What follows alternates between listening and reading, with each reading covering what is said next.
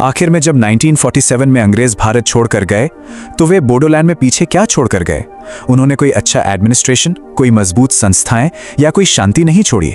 उन्होंने पीछे छोड़ा एक खालीपन, शासन का एक शून्य, जमीन को लेकर गहरे और अनसुलझे झगड़े और एक ऐसी आबादी जो दशकों की अनदेखी की वजह से पूरी तरह से असुरक्षित महसूस कर रही थी। उनकी अधूरे आधिपत्य की नीति ने ऐसी गहरी समस्याएं पैदा की जो आज भी इस क्षेत्र को परेशान करती हैं, चाहे वो जमीन का मुद्दा हो, पहचान का संघर्ष हो या राजनीतिक आजादी की मांग हो। उन्होंने सिर्फ संसाधनों को लूटा और शासन का बोझ उठाने से मना कर दिया, जिसकी कीमत आने वाली पीढ़ियों को चुकानी पड़ी। अंग्रेज खुद ही कंफ्यूज थे कि बोडो लोगों को किस एडमिनिस्ट्रेटिव कैटेगरी में रखें, और उनके इसी कंफ्यूजन और टालमटोल ने एक बड़ा पावर वैक्यूम पैदा कर दिया, जिसने बोडो समाज को अपनी आजादी बनाए रखने का मौका दे दिया। इस स्लाइड में जो दिख रहा है ना, वो अंग्रेजों की पूरी कंफ्यूजन को साफ साफ दिखाता है। 1919 और 1935 के एक्ट के तहत नागा या मीजो जैसे पहाड़ी आदिवासी इलाकों को अपवर्जित क्षेत्र या एक्सक्लूडेड एरियाज घोषित किया गया। इसका मतलब था कि उन्हें बाहरी लोगों की बसावट और अंग्रेजी कानूनों के सीधे दखल से बचाया गया, ताकि उनका अपना कल्चर बचा रहे। लेकिन बोडो जो मैदानी इलाकों में रहते थे, उन्हें इस कैटेगरी में नहीं रखा गया। उन्हें एक अजीब सी कैटेगरी मैदानी जनजाति यानी प्लेन्स ट्राइबल में डाल दिया गया। इसका नतीजा बहुत ही खतरनाक हुआ। नमस्कार। अच्छा, जब भी हम ब्रिटिश साम्राज्य के बारे में सोचते हैं तो हमारे दिमाग में क्या तस्वीर आती है? यही ना कि एक बहुत बड़ी ताकतवर शक्ति जिसने पूरे भारतीय उपमहाद्वीप को अपने लोहे के शिकंजे में कस रखा था। इतिहास की किताबें भी हमें यही बताती हैं, पुराने नक्शे भी यही दिखाते हैं कि हर एक कोना, हर एक हिस्सा उनके कब्जे में था। लेकिन इतिहास अक्सर उन कहानियों को नजरअंदाज कर देता है जो नक्शे के बिल्कुल किनारों पर लिखी जा रही थीं, घने जंगलों में, उफनती नदियों के पार। आज हम एक ऐसी ही कहानी की गहराई में उतरेंगे। ये कहानी है बोडोलैंड की, असम का वो सीमांत इलाका जहां दुनिया के सबसे शक्तिशाली साम्राज्य का शासन बस एक दिखावा बनकर रह गया। एक ऐसा कंट्रोल जो कागज पर तो था, लेकिन जमीन पर कभी अपनी पकड़ बना ही नहीं सका। और यही सवाल असल में इस पूरे विश्लेषण की जड़ है। ये एक बहुत बड़ा ऐतिहासिक विरोधाभास है, एक पहेली है। देखिए, एक तरफ 1826 में जब असम पर कब्जा हुआ तो बोडो आबादी वाले इलाके कानूनी तौर पर ब्रिटिश भारत का हिस्सा बन गए, मतलब ऑन पेपर वे ब्रिटिश प्रजा थे। लेकिन दूसरी तरफ जमीन पर जो हकीकत थी वो इस कानूनी दावे का मजाक उड़ा रही थी। ये कहानी सिर्फ कुछ विद्रोहों की नहीं है, बल्कि ये समझने की कहानी है कि एक साम्राज्य की असली सीमाएं क्या होती हैं।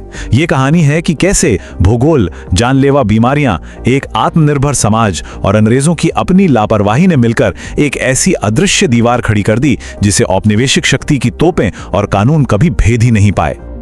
अब इस मुश्किल सिचुएशन को समझने के लिए हमें एक शब्द समझना होगा, अधूरा आधिपत्य या इनकम्प्लीट हेजेमनी। देखिए, इसका मतलब ये नहीं कि अंग्रेज कोई लड़ाई हार गए थे।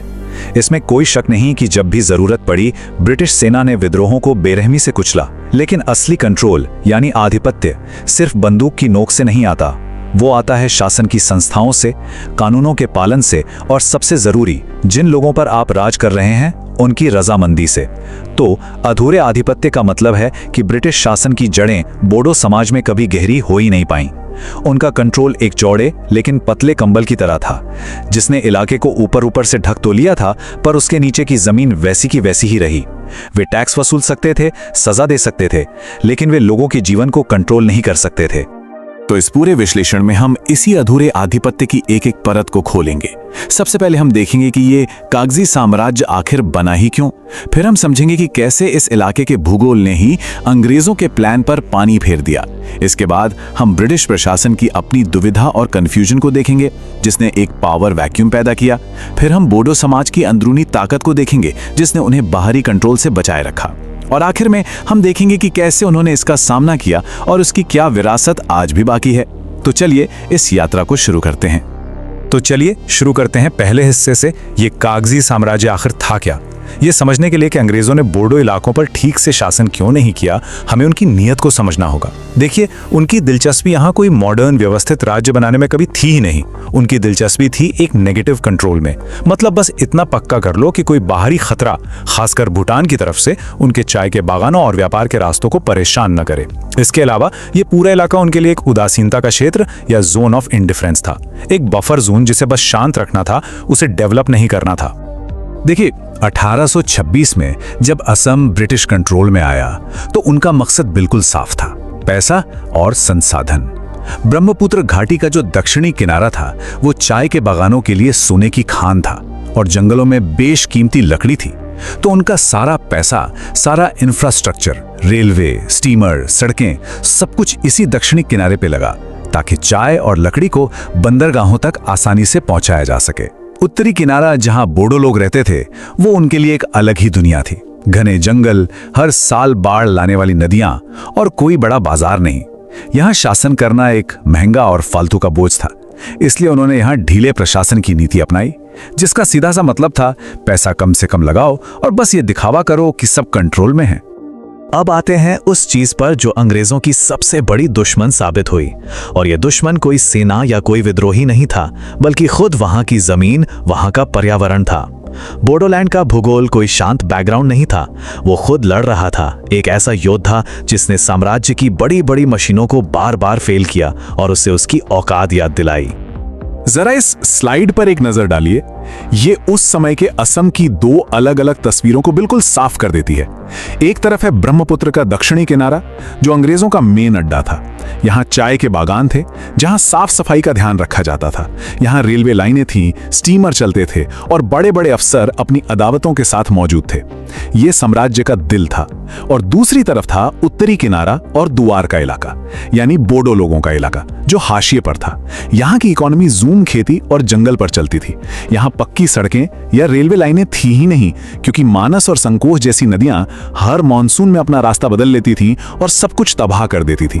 यहाँ पहुंचना ही अपने आप में एक जंग थी, इसलिए सरकारी मौजूदगी लगभग जीरो थी। और भूगोल के इस चैलेंज में सबसे खतरनाक हथियार था बीमारी। भूटान की तलहटी में बसा द्वार का इलाका मलेरिया और उससे भी ज्यादा खतरनाक ब्लैक वाटर फीवर का घर था, जिसका कोई इलाज ही नहीं था। अंग्रेजों की अपनी रिपोर्ट्स इस इलाके को मौत की घाटी कहती हैं। यहाँ मलेरिया का कहर इतना ज्यादा था कि स्प्लीन इंडेक्स, जो मलेरिया के फैलाव को नापता है, अक्सर 100% तक पहुंच जाता था। मतलब वहां का हर इंसान इस बीमारी से जूझ रहा था। सोचिए जरा, किसी भी ब्रिटिश अफसर के लिए यहाँ पोस्टिंग एक मौत की सजा मानी जाती थी।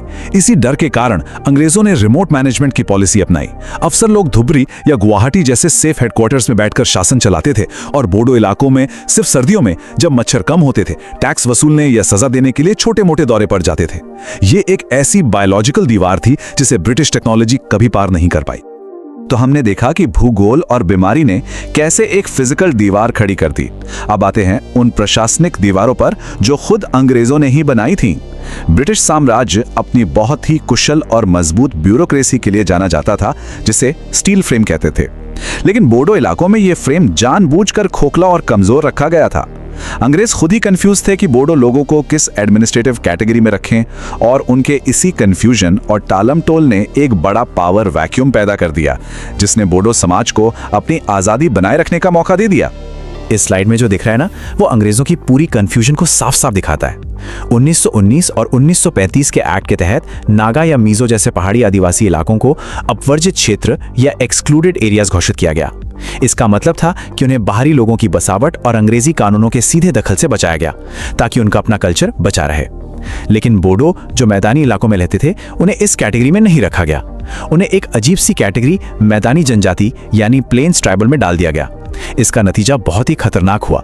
एक तरफ तो उन्हें मैदानी इलाकों के सख्त टैक्स कानूनों और बाहर से आ रहे प्रवासियों के लिए खुला छोड़ दिया गया, और दूसरी तरफ उन्हें पहाड़ी आदिवासियों जैसा कोई खास प्रोटेक्शन भी नहीं मिला। वो एक ऐसी प्रशासनिक अधर में लटके हुए थे जहां उन पर साम्राज्य की जिम्मेदारियां तो थीं, पर उन्हें बचाने वाला कोई नहीं था। 20वीं सदी की शुरुआत तक अंग्रेजों को अपनी इस नीति की भयानक गलती का एहसास होने लगा था। उनकी ढीले प्रशासन की नीति की वजह से पूर्वी बंगाल से आप्रवासियों की एक अनियंत्रित बाढ़ आ गई थी। ये आप्रवासी जमीन की तलाश में बोडो इलाकों में बसने लगे थे, जिससे जमीन को लेकर एक बड़ा झगड़ा शुरू हो गया। इस बढ़ते टेंशन को कंट्रोल करने के लिए उन्होंने 1920 में लाइन सिस्टम नाम का एक जुगाड़ निकाला। ये कागज पर एक ऐसी दीवार बनाने की कोशिश थी जो आप्रवासियों को बोडो गांव से दूर रखेगी। लेकिन सच तो यह है कि एक ऐसी पॉलिसी थी जो जमीन पर लागू होने से पहले ही फेल हो चुकी थी। तो ये इतना बड़ा सिस्टम इतनी बुरी तरह फेल क्यों हुआ? कई कारण थे। पहला, ये रेखाएं सिर्फ नक्शों पर थीं। जमीन पर इन लाइनों की रखवाली करने के लिए ना तो अफसर थे और ना ही कोई पॉलिटिकल विल पावर। निचले स्तर के रेवेन्यू अफसर, जिन्हें मंडल कहते थे, वे भ्रष्टाचार में डूबे हुए थे और रिश्वत लेकर प्रवासियों को इन लाइनों को पार करने देते थे। लेकिन आखिरी कील ठोकी सेकेंड वर्ल्ड वॉर ने। युद्ध के दौरान ब्रिटिश साम्राज्य को अपनी सेना के लिए बहुत ज्यादा अनाज की जरूरत थी। उन्होंने अधिक अन्न उपजाऊ अभियान चलाया और बाहर से आए किसानों को उन सभी खाली जमीनों पर खेती करने के लिए कहा जिन्हें वे बंजर कहते थे, जो असल में बोडो लोगों के पारंपरिक चरागाह और जंगल थे। साम्राज्य की जरूरतें स्थानीय लोगों के हकों पर भारी पड़ गईं और इस एक फैसले ने लाइन सिस्टम को पूरी तरह से खत्म कर दिया, जिससे बोडो लोगों की जमीनें बड़े पैमाने पर उनके हाथ से निकल गईं। लेकिन अंग्रेजों के कंट्रोल की ये जो नाकामी है, ये कहानी का सिर्फ एक पहलू है। कहानी का दूसरा और शायद ज्यादा जरूरी पहलू है बोडो समाज की अपनी अंदरूनी ताकत, उनका लचीलापन। अब हम ये देखेंगे कि कैसे बोडो सामाजिक और आर्थिक ढांचों ने न सिर्फ अंग्रेजी कंट्रोल का सामना किया, बल्कि उसे अंदर से ही बेअसर कर दिया। वे झुके नहीं, क्योंकि उनकी अपनी नींव बहुत मजबूत थी। ये एक बहुत ही जरूरी पॉइंट है। असम में अंग्रेजों की पूरी इकोनॉमी चाय के बागानों पर टिकी थी और इन बागानों को चलाने के लिए उन्हें बहुत सारे सस्ते मजदूर चाहिए थे। अंग्रेजों ने स्थानीय बोडो लोगों को कुली के तौर पर भर्ती करने की बहुत कोशिश की, लेकिन वे बुरी तरह फेल रहे। क्यों? सीधी सी बात है, उन्हें जरूरत ही नहीं थी। बोडो समाज एक आत्मनिर्भर इकोनॉमी पर चलता था। उनके पास अपनी जमीन थी, वे झूम खेती या चावल उगाकर अपना और अपने समुदाय का पेट भर सकते थे। उन्हें बागानों में जाकर अपमानजनक हालातों में बंधुआ मजदूर बनने की कोई जरूरत नहीं थी। इस आर्थिक आजादी ने अंग्रेजों के हाथ से कंट्रोल का एक बड़ा हथियार छीन लिया, क्योंकि जो समाज आप पर आर्थिक रूप से निर्भर ही नहीं है, आप उसे आसानी से कंट्रोल नहीं कर सकते। और ये आजादी सिर्फ पैसों की नहीं थी, ये राजनीतिक आजादी भी थी। ब्रिटिश अफसर अपनी रिपोर्ट्स में खुद ये बात मानते थे कि बोडो गांव छोटे गणराज्य या लिटिल रिपब्लिक्स की तरह थे। हर गांव की अपनी एक पारंपरिक काउंसिल होती थी, जो जमीन के झगड़ों से लेकर सामाजिक नियमों तक सब कुछ तय करती थी। ये काउंसिल ब्रिटिश अदालतों और कानूनों से पूरी तरह आजाद थीं। लोगों को ब्रिटिश जज के पास जाने से ज्यादा अपने गांव के बुजुर्गों के फैसले पर भरोसा था। अंग्रेजों ने एक गांव बुरा या ग्राम प्रधान को अपॉइंट करके इस सिस्टम में घुसने की कोशिश की, लेकिन ये भी नाकाम रहा। वो गांव बुरा अक्सर ब्रिटिश डिप्टी कमिश्नर के बजाय अपने गांव और समुदाय का ही वफादार बना रहता था। औपनिवेशिक शासन की सीमा गांव के दरवाजे पर ही खत्म हो जाती थी। अंदर पारंपरिक कानूनों का ही राज चलता था। लेकिन जब सिर्फ अपने सिस्टम को बचाए रखना काफी नहीं रहा, तो बोडो लोगों ने एक्टिव और ऑर्गेनाइज्ड विरोध का रास्ता अपनाया। ये सेक्शन दिखाता है कि कैसे ये विरोध किसानों के हिंसक विद्रोहों से शुरू होकर एक बहुत ही समझदार और असरदार राजनीतिक संगठन के रूप में बदला, जिसने अपने भविष्य को खुद लिखना शुरू कर दिया और उस खालीपन को भरा जिसे ब्रिटिश शासन ने पैदा किया था। बोडो प्रतिरोध के कई चेहरे थे। 19वीं सदी में फूलगुड़ी और पथारू घाट जैसे विद्रोह हुए, जहां किसानों ने अचानक बढ़ाए गए जमीन के टैक्स के खिलाफ आवाज उठाई। ये विद्रोह दिखाते हैं कि अंग्रेजों के शोषण की भी एक हद थी। फिर थिंगफा जैसी एक असाधारण महिला थी। वो अंग्रेजों द्वारा नियुक्त पहली महिला तहसीलदार थी, मतलब वो सिस्टम का हिस्सा थी। लेकिन जब उन्होंने अपनी आंखों से अंग्रेजों की ज्यादतियां देखी, तो उन्होंने विद्रोह कर दिया और अपने ही पुराने मालिकों के खिलाफ एक गुरिल्ला सेना बना ली। सोचिए, ये घटना दिखाती है कि जमीनी स्तर पर अंग्रेजों का अपने ही अफसरों पर कंट्रोल कितना कमजोर था। और फिर था सांस्कृतिक प्रतिरोध, जैसे कि कालीचरण ब्रह्मा का ब्रह्म धर्म आंदोलन, जिसने ईसाई मिशनरियों के असर को चुनौती दी और बोडो समाज को एक नई पढ़ी लिखी और आधुनिक पहचान दी, जो उनकी अपनी जड़ों से जुड़ी थी। और यही सांस्कृतिक सुधार आंदोलन जल्द ही एक ऑर्गेनाइज्ड पॉलिटिकल ताकत में बदल गया। ये एक बहुत बड़ा टर्निंग पॉइंट था। 1929 में बोडो नेताओं ने साइमन कमीशन को एक मेमोरेंडम देकर ब्रिटिश सरकार से अपने समुदाय के लिए अलग राजनीतिक प्रतिनिधित्व की मांग की। ये पहली बार था कि वे एक संगठित राजनीतिक आवाज के रूप में बोल रहे थे। इसके बाद 1933 में ऑल असम ट्राइबल लीग बनी, जो जल्द ही असम की राजनीति में एक किंग मेकर बन गई। उन्होंने कांग्रेस और मुस्लिम लीग के बीच सत्ता के बैलेंस का फायदा उठाकर अपने समुदाय के लिए सौदेबाजी की, और इसका सबसे बड़ा और ठोस नतीजा 1946 में मिला, जब उन्होंने सरकार को ट्राइबल बेल्ट्स एंड ब्लॉक्स बनाने के लिए मजबूर कर दिया।